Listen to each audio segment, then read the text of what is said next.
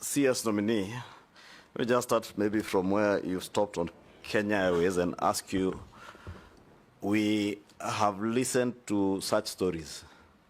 I think I've listened to those stories about KQ since I joined Parliament 12 years ago. I just want to be direct. Are we going to listen to that story from the next nominee after you? Or how long should you be approved? Will you commit to the people of Kenya that you can be able to sort out the problems of Kenya Airways? Because as you say, it's true, they are on operating profit, but when you factor in their financing costs, then they make huge losses. And then the story goes on and on and on and on forever. So you may need to tell us whether you truly mean business. Should you be approved, and how long it will take us to see a Kenya Airways that is truly functional, profitable, and is giving value to the people of Kenya. Because even nationalizing it, if you do not give value to the people of Kenya, then it may not make sense. That being so, you have been Cabinet Secretary for Energy, and you were at the time we did the famous G2G in the oil industry. You tell us how beneficial that G2G was. Was it beneficial to the country, or was it on net terms a loss to us in terms of the oil prices and all the other issues that Kenyans raise about the G2G? And more so in view of the current conversation. You've seen Kenyans online saying that the airport has been sold. Far from it, from what we hear, and negotiations on PPP framework with the Adani Airport Holdings Limited. Are you the man to run this PPP with Adani or any other interested private equity partner that may come in? And can the people of Kenya trust that you will do it for value, for good value to the people of Kenya, if G2G was not of value to the people of Kenya? I say if, because to be consequential to your first answer on G2G on oil. And maybe you would take a bit of time to tell us what you have been able to dig in your briefs from the ministry. I'm certain you've gotten briefs from the ministry on this Adani Airports Holdings PPP engagements, the engagements that are there. Lastly, just to add to what Honorable Kosing was saying, yes, the framework is there for leveraging on the RMLF funds on roads, but as you rightly say, with the programs that we are on and our debt ceiling, that may not be an option, a viable option for now, so you may need to really think out of the box in terms of funding our roads projects. Thank you. Davis, try and compress the answers. Thank you, Chair. I think KQ is, it needs, like I said, there'll be quick wins. There'll be the low-hanging fruits, like I said. I would like to sit down with the staffers and address this challenge in KQ, which I could easily call the low-hanging fruits, but which has really been a major pain in KQ, the industrial relations. We need to have ownership of the entire management and staff of KQ to understand the challenge and that we need to get out of it, because somebody else cannot be paying for our lunch and we just have the lunch. Those are some of the quick wins. Some of the more difficult things which I think have been addressed are those expensive leases, on the 7-7 leases, where the cost and the revenues are really challenged. And again, we are having to rely on government to pay on behalf. But as it were, KQ, like we'll all have to agree, from an aviation perspective, is a very strategic asset.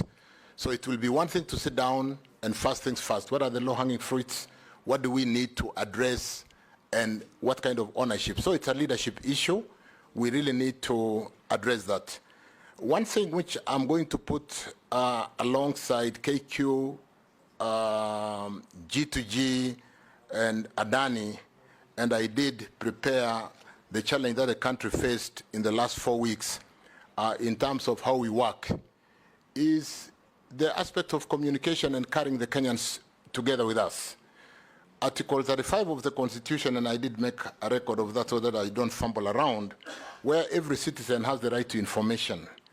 And in Article 69, it talks to public participation in the environment. In 118, it talks to public participation in facilitating public participation in involvement and in the legislative process, public participation in the National Assembly and in the county government in Article 196. And in the finance area, Chapter 12, it talks about there shall be openness and accountability, including participation in financial matters. Chair, I think as government, we feel like information can only be given out when we have been pushed to give information.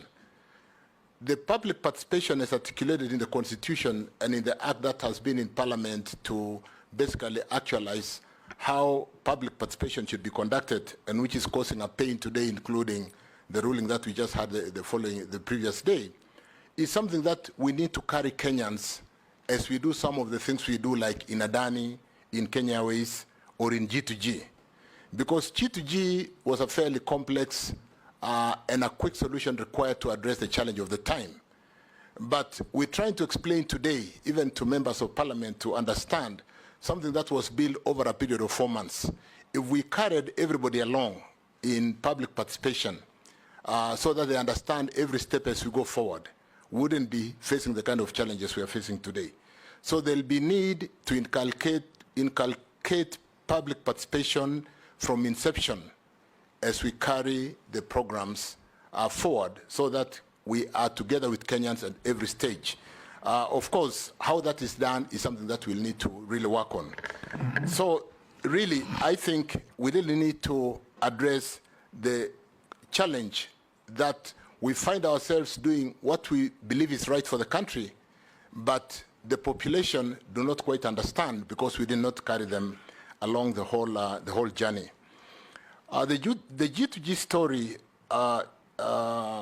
Honorable Kimani Chungwa, through the chair, I think was a great success for this country.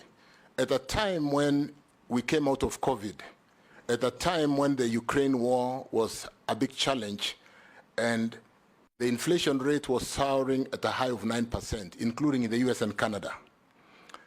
A very tight monetary policy running even today at 5.25% to 5.5%. And the dollars would rather be in soft trading as opposed to trading with risk. Everybody was basically earning more money, taking their money to the bank. And a situation which did not only affect Kenya, in fact, in the tea industry, we were not selling our tea because there was no dollars out there. It was a global crisis. Let me then answer the point. Avoid the temptation to give a lecture. Yeah. Answer questions. Agreed. Yes. The G2G chair was brought in to forestall the challenge of unavailability of the US dollars in the industry.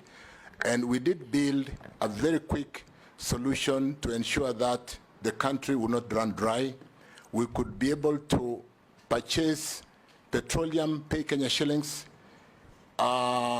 on a deferred LCs, which would be confirmed by international AAA or what you would call investment grade banks over the local issued LCs, and be able to get the product and pay later when the situation improves. It has worked very well. I think we have today brought in over 100 cargoes.